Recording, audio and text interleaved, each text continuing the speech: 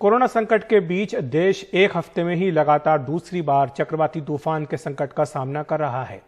बीते हफ्ते देश के पश्चिमी तट पर तूफान ताउते ने तबाही मचाई। अब देश के पूर्वी तट की ओर एक और तूफान यास आगे बढ़ रहा है।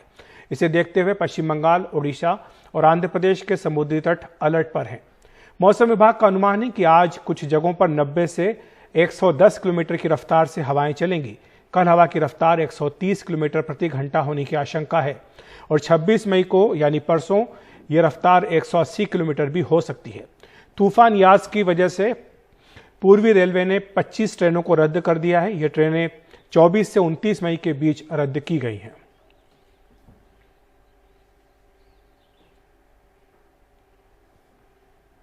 और बंगाल की खाड़ी में उठे तूफान यास को लेकर पश्चिम बंगाल और उड़ीसा में एनडीआरएफ, कोस्ट गार्ड की टीमें तैनात कर दी गई हैं।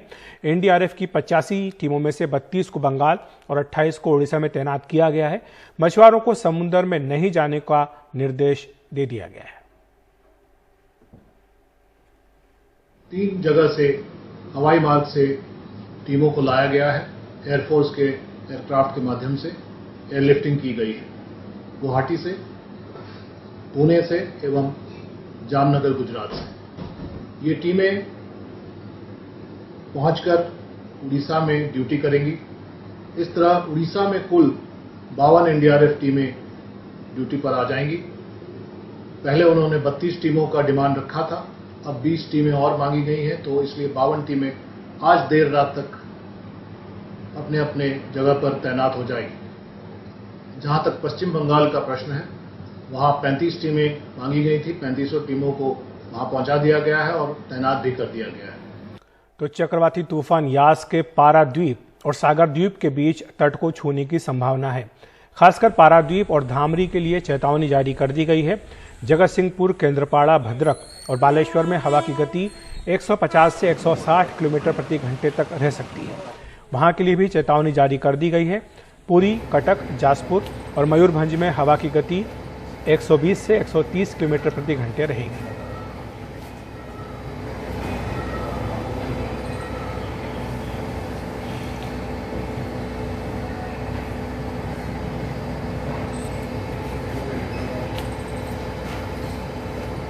आपको बता दें कि इस समय ये चक्रवात यास बालेश्वर से करीब 650 किलोमीटर दक्षिण पूर्व में है। ये उत्तर दिशा में ओडिशा तट की ओर बढ़ रहा है। 26 मई की शाम तक बालासोर और मिदनापुर पहुंचेगा।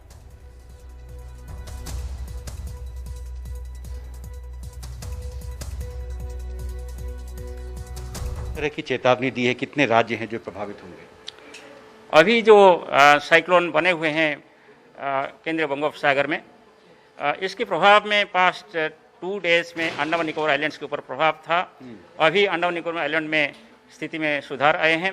अभी यहाँ केंद्रीभूत है और ये पारादीप से लगभग 520 किलोमीटर साउथ ईस्ट में केंद्रीभूत है और ये धीरे धीरे उत्तर पश्चिम दिशा में गति करके 26 मई को एक वेरी सीवियर साइक्लोन स्टॉर्म के हिसाब से पारादीप और सागर आइलैंड के बीच में बालासोर के आसपास तट को पार करेगा। ये जो आप देख रहे हैं, इसका पोजीशन दिखाई दे रहा है। ये जो रेड लाइन है, ये हमारा मोस्ट प्रोबेबल ट्रैक है। ये बालासोर के पास कर रहा है। इसलिए हम जो पूर्वानुमान दे रहे हैं, पारादीप और सागर आइलैंड के बीच में जाते हुए बालासोर के पास जाने का सबसे ज्यादा उम्मीद है। और इसके प्रभाव में ये जो येलो एरिया आप देख रहे हैं, वो सबसे ज्यादा डेंजरस एरिया है, क्योंकि उस एरिया में विंड स्पीड 120 से 160 किलोमीटर पर आवर, गस्टनेस में 180 और 85 किलोमीटर पर आवर हो सकता है। कब तक लैंडफॉल होगा? विंड स्पीड सबसे ज्यादा किस वक्त होगी? विंड स्पीड 26 मॉर्निंग से कोस्ट के पास 155 to 165 गस्टिंग टू 185 हो जाएगा। यही विंड के साथ 26 अराउंड नून ये साइक्लोन तट को पार करेगा। किस तरह के नुकसान का अंदेशा है? लोगों को किस तरह की आपने चेतावनी दी है? ये जो विंड्स है, उस विंड्स का लार्ज स्केल डैमेज हो सकता है, जैसे thatched house, tin house, asbestos house का नुकसान हो सकता है। Telephone poles, electric poles uprooting हो सकता है। और जो लूज स्ट्रक्चर होता है, जैसे होर्डिंग्स, डिस्प्ले बोर्ड्स एक्सेट्रा, वो सभी प्रोजेक्टाइल जैसे काम कर सकता है और दूसरों को भी इंजर कर सकता है। और इसके साथ साथ जो railway traffics and airport operations और ports operations along the coast, ये सभी प्रभावित होगा। हाईवेज भी प्रभावित होगा। अभी जो मुंबई में हादसा हुआ, जो एक जहाज डूब गया था, बाज एक डूब गया था, इस बार जो जहाज हैं इस इलाके में, क्या आपने उनको भी चेतावनी दी है कि उन्हें खाली कर देना चाहिए? सभी को 8 से 10 तरीके का बुलेटिन हम डिफरेंट स्टेक होल्डर के लिए स्पेसिफिक इन्फॉर्मेशन देते हैं। हमसे बात करने के लिए बहुत बहुत शुक्रिया। तो मौसम विभाग से पवन के साथ हिमांशु शेखर, एनडीटीवी इंडिया। इधर केंद्रीय गृह मंत्री अमित शाह ने वीडियो कॉन्फ्रेंसिंग के जरिए ओडिशा, आंध्र प्रदेश और पश्चिम बंगाल के मुख्यमंत्रियों तथा अंडमान निकोबार द्वीप समूह के उपराज्यपाल के साथ बैठक की। उन्होंने चक्रवात यास की तैयारियों की समीक्षा की।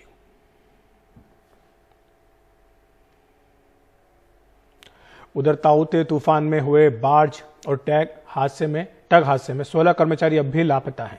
अब तक 188 जिंदा और 70 से ज्यादा के शव समंदर से निकाले जा चुके हैं। इनमें से 31 शवों की शिनाख्त अभी बाकी है। पुलिस अब डीएनए के जरिए शवों की शिनाख्त करेगी, इसलिए जिनके लोग अब भी लापता हैं उन्हें अब डीएनए के लिए बुलाया जा रहा है। ताउते तूफान की वजह से समुद्र में हुए हादसे में 305 बाज डूब गया था। अब तक कुल 188 लोग जिंदा बचाए गए थे।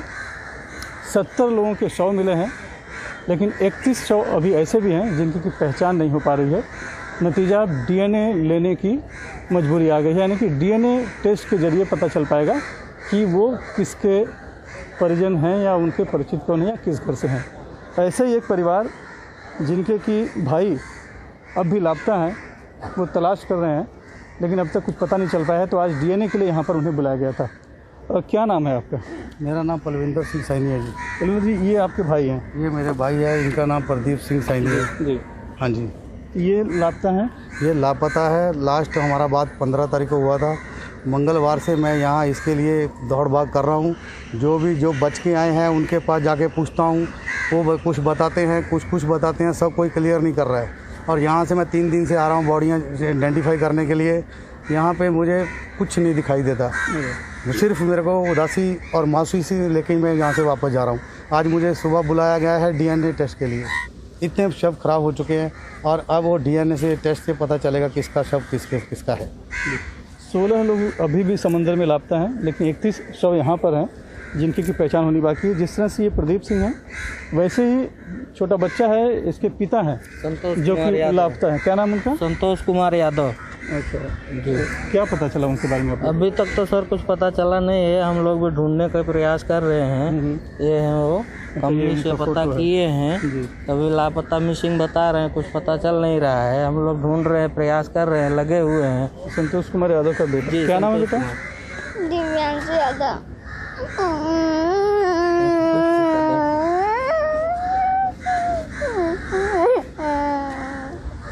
ये स्थिति है, बड़े हैं, इन्होंने तो अपने को संभाल के रखा है, लेकिन छोटा बच्चा है, वो खुद को संभाल नहीं पाया। हम इस समय जेजे में हैं।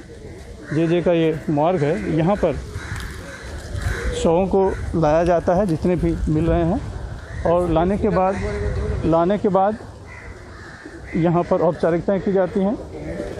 पहले तो काफ़ी अव्यवस्था थी, लेकिन अब हम देख रहे हैं कि हेल्प डेस्क भी बनाए गए हैं अलग अलग कंपनियों की, जैसे कि ओएनजीसी का हेल्प डेस्क है, वहाँ पर पुलिस है, यहाँ पर दूसरे कंपनी वाले बैठे हैं।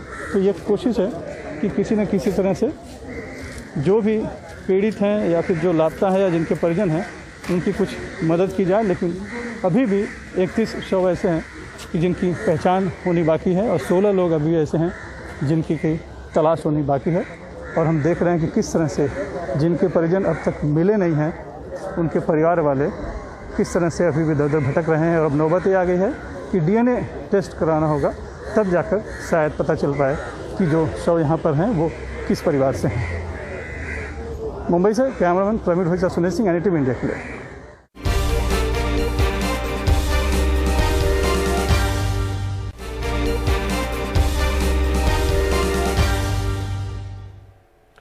हरियाणा के हिसार में 16 मई को किसानों पर हुए लाठीचार्ज के विरोध में आज किसान प्रदर्शन कर रहे हैं। आज सुबह से ही किसान मिनी सेक्रेटेरिएट के पास जमा होने शुरू हो गए। किसानों के इस प्रदर्शन को देखते हुए हिसार में 3000 से भी अधिक आरएएफ के जवानों को तैनात कर दिया गया है। पूरे कमिश्नर ऑफिस को छावनी में तब्दील कर दिया गया, लेकिन तमाम सुरक्षा इंतजामों के बावजूद किसान वहां बड़ी संख्या में जुट रहे हैं। यहाँ पे किसान नेता भी? अधिक जानकारी दे रहे हैं हमारे सहयोगी अक्षय डोंगरे। इस वक्त हम हरियाणा के हिसार में मौजूद है और हमारे चारों तरफ आप देख सकते हैं कि किसान मौजूद है। ये किसान इस वक्त यहाँ पर प्रदर्शन कर रहे हैं। प्रदर्शन हो रहा है 16 मई को जो पुलिस और किसानों के बीच भिड़ंत हुई थी, उसके बाद जो 350 मुकदमे किसानों के खिलाफ दाखिल किए गए पुलिस द्वारा, उसको वापस लेने को लेकर। और इस वक्त किसान नेता राकेश टिकैत हमारे साथ मौजूद है। उनसे बात करके समझेंगे कि क्या कहना है किसान का और क्या उनकी मांगे हैं। सर, सबसे पहला सवाल ये जानना चाहता हूँ, हजारों की संख्या में किसान आज हिसार आए हैं, अब कारण क्या है और आपकी डिमांड क्या है? देखो, यहाँ पे 5-6 दिन पहले पुलिस प्रशासन ने यहाँ पे किसानों पर लाठियां चलाई। एक समझौता हुआ हमारी कमेटी के बीच में, हम लोग भी यहाँ पे आए और ये हुआ कि किसानों के खिलाफ ना मुकदमे लिखेंगे ना किसान उनके खिलाफ लिखवावे। एक समझौता हो गया और 2 दिन बाद में फिर किसानों के खिलाफ मुकदमे लिखवाए। ये तो गलत है। कौन प्रशासन पे विश्वास कर लेगा? तो उसी के लिए यहाँ पे किसान आए। हमारा मोर्चा दिल्ली में लगा हुआ है, चारों तरफ दिल्ली के लगा हुआ है। यहाँ का मुख्यमंत्री खट्टर ज्यादा अगवानी पे होकर काम कर रहा है, अलग अलग तरह के एलिगेशन लगाते हैं। तो क्या पूरे देश में ये मुख्यमंत्री यही हो गया है कि जो एलिगेशन किसान मूवमेंट पर लगाएगा? तो इसी संबंध में आज फिर यहाँ पे मीटिंग हुई और कमेटी के सब लोग उसमें गए। अभी आपकी मुख्य मांग क्या है? यहाँ पर आने का कारण, मुख्य मांग क्या है? मांग हमारी ये है कि जो किसानों पर मुकदमे लगाए हैं फर्जी, वे वापसी हो। ये एक बड़ा हिसाब यहाँ से है। और जो संयुक्त मोर्चे की और जो डिमांड है, वो दिल्ली में हमारी डिमांड चल रही है। अच्छा, ये भी चीज कही जा रही है कि पुराने मुकदमे भी वापस लिए जाए, उस बारे में आप क्या कहना चाहते हैं? और जब जहाँ छेड़खानी करी इन्होंने तो फिर भुगतना तो पड़ेगा भाई। अगर छेड़खानी करोगे तो फिर प्रसाद तो फिर इन्हें सारा ही देना पड़ेगा।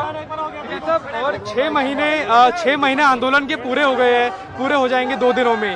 आगे क्या रुख रहने वाला है आपके आंदोलन का? 6 महीने आगे काला झंडा लगाएंगे 26 तारीख को, और महात्मा बुद्ध की उस दिन वो भी है जयंती, तो उसको भी मनाएंगे। दोनों चीज मनाएंगे यहाँ तो ये कहना था राकेश टिकैत का। और साफ किसान नेताओं ने कर दिया है कि आने वाले दिनों में जो किसानों का आंदोलन है वो और तेजी पकड़ेगा और उग्र होगा।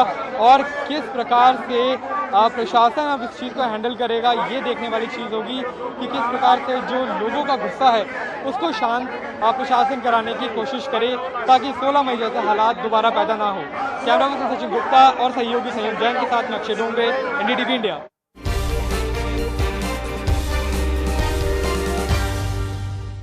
देश के कई राज्यों और दिल्ली में कोरोना की वैक्सीन की कमी हो गई है। इसे लेकर दिल्ली सरकार ने तल्ख तेवर दिखाए।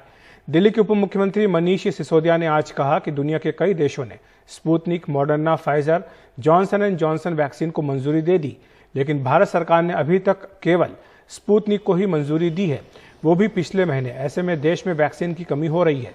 सिसोदिया ने कहा कि भारत सरकार अब भी सो रही है। उन्होंने केंद्र से अनुरोध किया कि केंद्र वैक्सीनेशन को मजाक न बनाए और इसकी गंभीरता को समझे। कहीं ऐसा ना हो कि जब तक वैक्सीन आए तब तक देर हो जाए। मिलकर 70 करोड़ वैक्सीन खरीद ली थी उस ऑर्डर्स के तहत। अमेरिका ने, भारत सरकार सोती रही और भारत सरकार अब भी सो रही है वैक्सीन को लेके।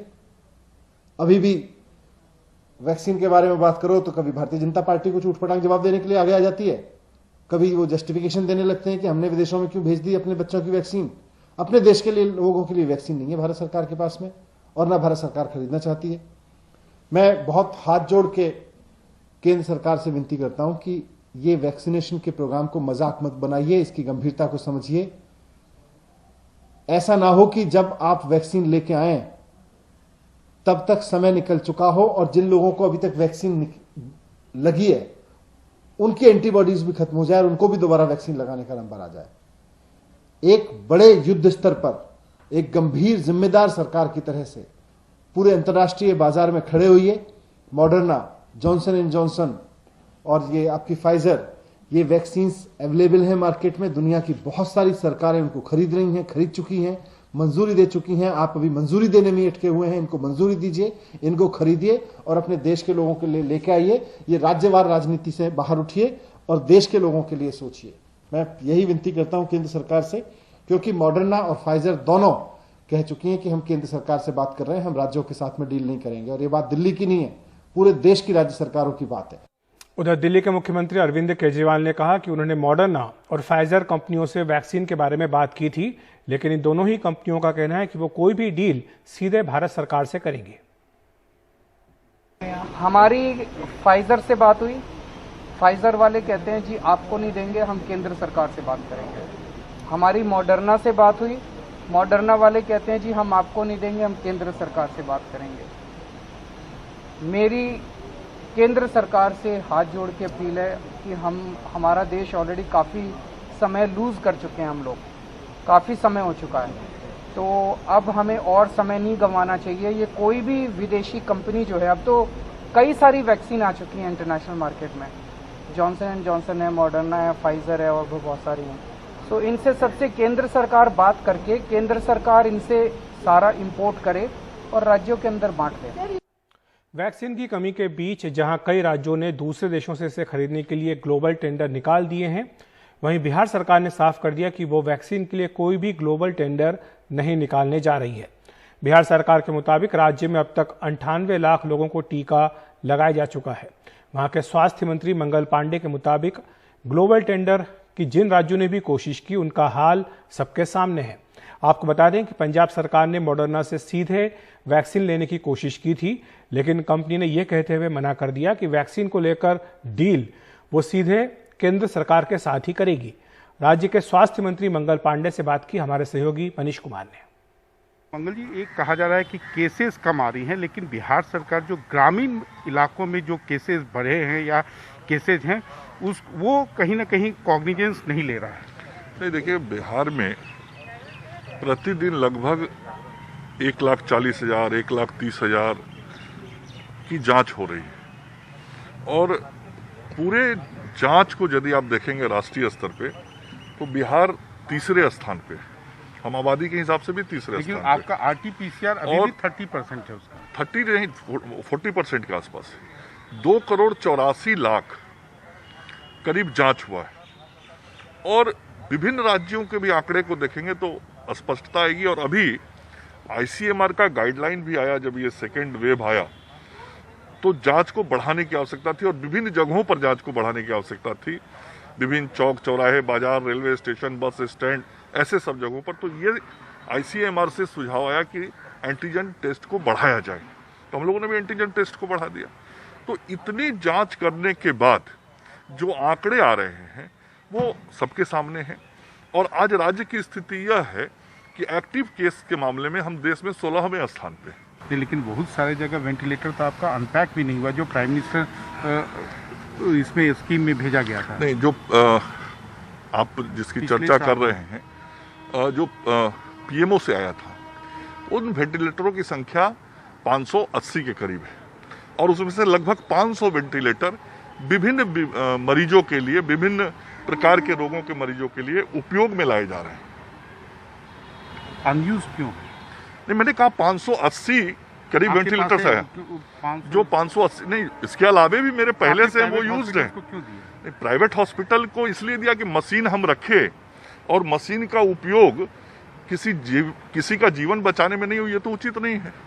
यदि मशीन से किसी की जीवन बचती है तो आज सरकार की यह प्राथमिकता है कि हम लोगों का जान बचाएं। लेकिन वही जब आपने प्राइवेट हॉस्पिटल्स को दिया तब ना उसका यूज नहीं, प्राइवेट हॉस्पिटल को तो 40-50 दिए होंगे केवल, बाकी हमारे सिस्टम में यूज। वैक्सीन की किल्लत क्यों है? क्यों वैक्सीन के लिए सारे स्टेट्स ग्लोबल टेंडर कर रहे हैं, आप उससे बच रहे हैं? ऐसा क्या है, इतना ओवर कॉन्फिडेंस क्यों है आपका? नहीं, देखिए, अभी तक करीब 1,01,00,000 वैक्सीन हमको मिला है और उसमें से लगभग 95 लाख वैक्सीन दिया जा चुका है। तो स्वाभाविक है, जैसा वैक्सीन मिलेगा उतना हम उपयोग करेंगे। आपको ग्लोबल टेंडर करने की जरूरत नहीं। आप ग्लोबल टेंडर के बारे में थोड़ा और जानकारी ले लीजिए कि यदि किसी ने प्रयास किया है तो क्या परिणाम आए।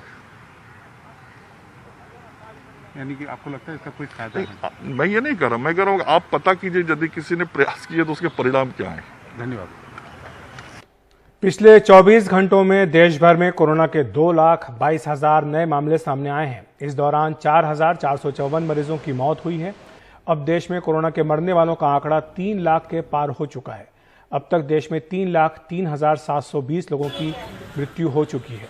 वहीं देश में फिलहाल करीब 27,20,000 सक्रिय मामले हैं। एक ही दिन में 3,02,000 लोग कोरोना से ठीक भी हुए। कल 19,28,000 जांच की गई, जो अभी तक का एक नया रिकॉर्ड है। अगर पॉजिटिविटी दर की बात करें तो ये 11.53% है। और देश भर में पिछले 24 घंटों में कोरोना के 2,22,000 नए मामले सामने आए। इस दौरान 4,454 मरीजों की मौत हुई है। अब देश में कोरोना के मरने वालों का आंकड़ा 3 लाख के पार हो चुका है। हम आपको इस ग्राफिक्स के जरिए दिखाना चाहते हैं कि देश में पिछले साल जनवरी से लेकर अब तक 17 महीनों में किस तरह हर महीने मौत के आंकड़े बदलते रहे। पिछले साल सितंबर में पहली लहर में सबसे ज्यादा मौत हुई थी। इसके बाद 2 साल इस साल फरवरी तक आंकड़े कम हुए, लेकिन फिर इस साल मार्च से मौत के आंकड़े बढ़ने लगे हैं और मई में तो 24 दिनों में यह आंकड़ा काफी ज्यादा हो गया।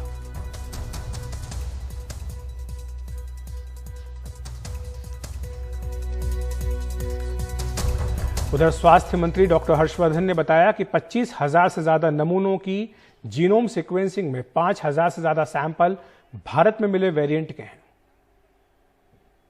Till now 25,739 samples have been sequenced so far by INSACOG, and out of this 9,508 samples have been found to have variants of concern in the country, and this variant B1.617 has been found in 5,271 samples, which is almost 65%, making it one of the most common mutation that has been detected till now. वहीं black fungus को लेकर स्वास्थ्य मंत्री ने कहा कि अब तक जो भी मामले सामने आए हैं उनमें अधिकांश को कोरोना हो चुका है। उनमें भी 55% डायबिटीज के मरीज हैं। Till today morning, as per the portal, 5,424 cases have been reported from 18 states.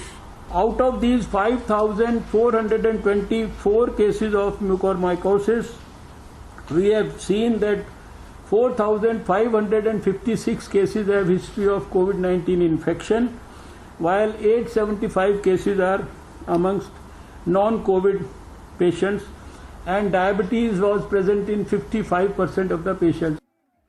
देश के पूर्वी राज्य सिक्किम में 16 मई से ही पूरी तरह लॉकडाउन है। इसके बावजूद यहां कोरोना के मामले लगातार बढ़ रहे हैं। यहां के बौद्ध मठों के करीब 100 बौद्ध भिक्षु कोरोना संक्रमित हो गए। यहां के रूमटेक बौद्ध मठ में करीब 37 और गोंजोंग बौद्ध मठ में करीब 61 बौद्ध भिक्षु संक्रमित हुए। इसके बाद गोंजोंग बौद्ध मठ को कंटेनमेंट जोन घोषित कर दिया गया और यहां के संक्रमितों को आइसोलेशन सेंटर में शिफ्ट कर दिया गया है। प्रशासनिक अधिकारियों ने बताया है कि राज्य सरकार यहां के हर बौद्ध मठ पर निगाह बनाए हुए है। हमारे सहयोगी रतनदीप चौधरी की रिपोर्ट। सिक्किम में अब कोरोना के संक्रमण के नए मामले आए हैं और देखा जा रहा है कि लगभग 100 जो बुद्धिस्ट मंक हैं सिक्किम में वो अब इन्फेक्टेड हैं। सिक्किम के 2 बड़े मोनेस्ट्री जो रूमटेक मोनेस्ट्री है, बहुत ही प्रसिद्ध है, वर्ल्ड हेरिटेज साइट है, वहाँ पे कम से कम 37 मंक्स वो इन्फेक्टेड हैं, कोविड-19 के चपेट में आ गए हैं और उनको आइसोलेशन सेंटर में भेजा गया है। और इसके साथ गोंजोंग मोनेस्ट्री में 61 मंक्स अफेक्टेड हैं। वहाँ पे जो हेड मंक है उनकी कोरोना के चलते उनकी मौत भी हो चुकी है और इसके चलते अब लगभग 100 जो मंक्स अफेक्टेड है उनको टेस्ट करके आइसोलेशन कर दिया गया है। और ये एक बहुत महत्वपूर्ण विषय है क्योंकि सिक्किम एक ऐसा राज्य है जहाँ पे बहुत सारे बड़े मोनेस्ट्रीज हैं और राज्य में अब कोरोना का टोटल लॉकडाउन भी चल रहा है। 31 मई तक टोटल लॉकडाउन चलेगा और सिक्किम एक ऐसा राज्य है जो कि जब पहला वेव जो था कोरोना का पिछले साल, वहाँ पे सिक्किम सबसे कम अफेक्टेड हुआ था और मगर इस बार देखा जा रहा है जो दूसरे वेव है इसमें सिक्किम भी अफेक्टेड हुआ है। अभी भी 3,000 से ज़्यादा जो एक्टिव केसेस राज्य में हैं, 200 से भी ज़्यादा मौत लोगों की हो चुकी है कोरोना में और इसीलिए सिक्किम पिछले लगभग 1 महीने से सिक्किम में टोटल लॉकडाउन चल रहा है और जो कोशिश ये की जा रही है राज्य सरकार के द्वारा कि किसी भी तरह से जो कोरोना के बढ़ते हुए मामले इनको कंट्रोल किया जाए, मगर अब जो शंका की विषय होगी, जो आशंका की विषय ये होगी कि ये जो बुद्धिस्ट मॉन्क हैं जो कि मोनेस्ट्री में रहते हैं वो सामाजिक लाइफ से थोड़े दूर रहते हैं, मगर एक ही स्पेस यूज़ करते हैं कि किचन, एक ही डॉर्मेट्री वहाँ पे यूज़ होता है। तो अगर एक मोनेस्ट्री में 1-2 लोगों को अगर कोरोना हो जाए तो वो संक्रमण फैलने का भी चांसेस ज़्यादा है। और इसी तरह अब जो खबर है कि लगभग 100 बुद्धिस्ट मंक अफेक्टेड हैं और सरकार इस पूरे मामले पे अपनी निगाह बना हुई है, टेस्टिंग चल रही है और कोशिश ये रहेगी कि जो अफेक्टेड मंक हैं उनको आइसोलेट करके पूरे जो मोनेस्ट्रीज को भी कंटेनमेंट जोन के रूप में डिक्लेयर कर दिया गया है। दिल्ली सरकार ने कोरोना की तीसरी लहर की आशंका के मद्देनजर दिल्ली में ऑक्सीजन का इंतजाम करना शुरू कर दिया है। दिल्ली सरकार ने 3 ऑक्सीजन सिलेंडर डिपो बनाए हैं जिसमें चीन से मंगाए गए 6000 ऑक्सीजन सिलेंडर रखे जाएंगे। हाल ही में दिल्ली में ऑक्सीजन की किल्लत से हाहाकार मच गया था और बहुत से लोगों की जान केवल इसलिए चली गई क्योंकि उन्हें समय पर ऑक्सीजन नहीं मिल पाई थी। मायापुरी के दिल्ली सरकार के ऑक्सीजन सिलेंडर डिपो से हमारे सहयोगी शरद शर्मा की रिपोर्ट।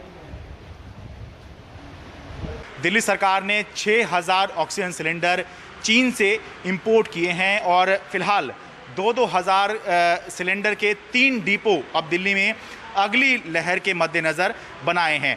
मैं इस समय दिल्ली के मायापुरी इलाके में हूँ, मायापुर इंडस्ट्रियल एरिया में हूँ। यहाँ पर दिल्ली सरकार का एक डिपो है और ये देखिए जो चीन से जो ऑक्सीजन सिलेंडर दिल्ली सरकार ने इंपोर्ट किए हैं वो यहाँ पर रखे हुए दिखाई दे रहे हैं।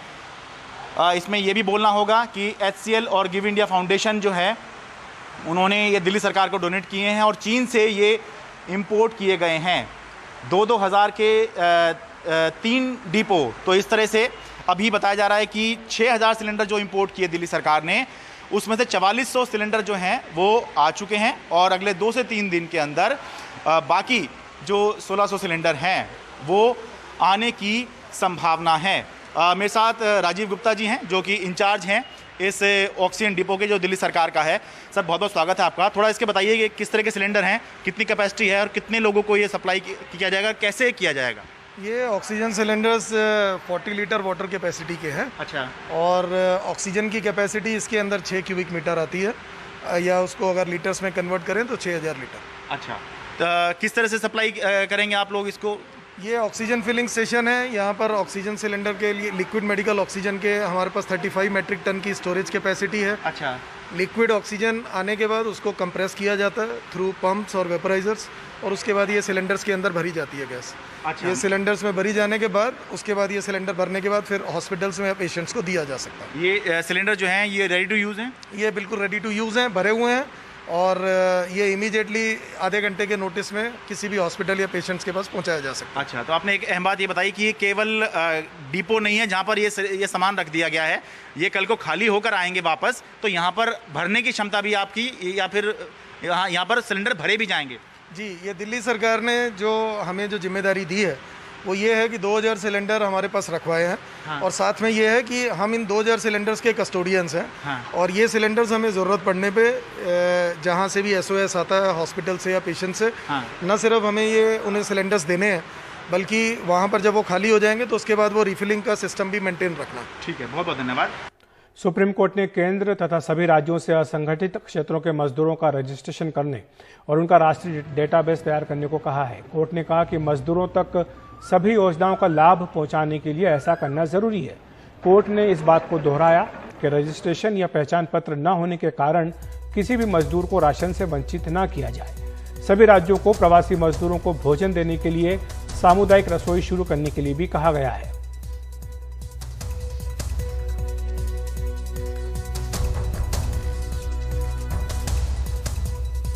हमारे सहयोगी आशीष भार्गव सीनियर एडिटर लीगल वो इस बारे में अधिक जानकारी दे रहे हैं।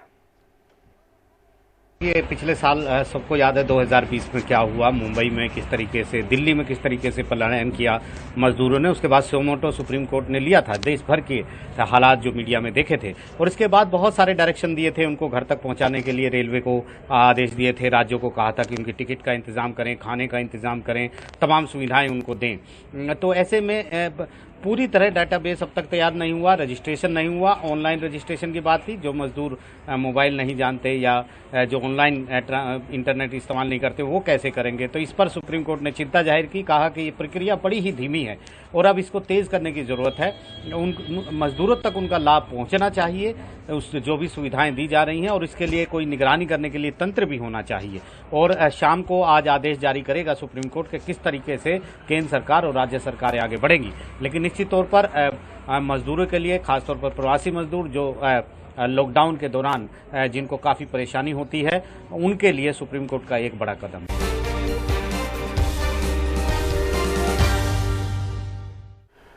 देश भर में जहां कोरोना के मामलों में कमी लाने के लिए तमाम तरह की कोशिशें की जा रही हैं, कई राज्यों में लॉकडाउन जारी है। शादी समारोहों को लेकर भी नई गाइडलाइंस जारी की गई है। लेकिन इन सब के बीच तमिलनाडु में मदुरई में एक जोड़े ने शादी करने के लिए अनोखा रास्ता निकाला। जोड़ा एक चार्टर्ड प्लेन बुक करके आसमान में विमान के अंदर गया और वहां शादी की। इस दौरान कोरोना नियमों की जमकर अनदेखी हुई। इसका वीडियो वायरल होने के बाद डीजीसीए ने जांच के आदेश दिए हैं। वहीं फ्लाइट क्रू को सस्पेंड कर दिया गया। और स्पाइस जेट ने इस मामले में एक बयान जारी कर कहा कि 23 मई 2021 को मदुरई के एक ट्रेवल एजेंट ने एक शादी के बाद यात्रियों को एक ग्रुप के सैर सपाटे के लिए स्पाइस जेट बोइंग 737 को किराए पर लिया था। क्लाइंट को कोविड से जुड़े दिशा निर्देशों की पूरी जानकारी दे दी गई थी और विमान में किसी भी तरह की गतिविधि की इजाजत नहीं दी गई थी। ट्रेवल एजेंट और मेहमान यात्रियों को लिखित और मौखिक तौर पर कोविड से जुड़े सामाजिक दूरी और सुरक्षा के दिशा निर्देशों की जानकारी भी दे दी गई थी। विमान के चालक दल ने भी कई बार इस बारे में आगाह किया। इसके बावजूद यात्रियों ने कोविड के दिशा निर्देशों का पालन नहीं किया, इसलिए एयरलाइन नियमों के तहत उचित कार्रवाई कर रही है।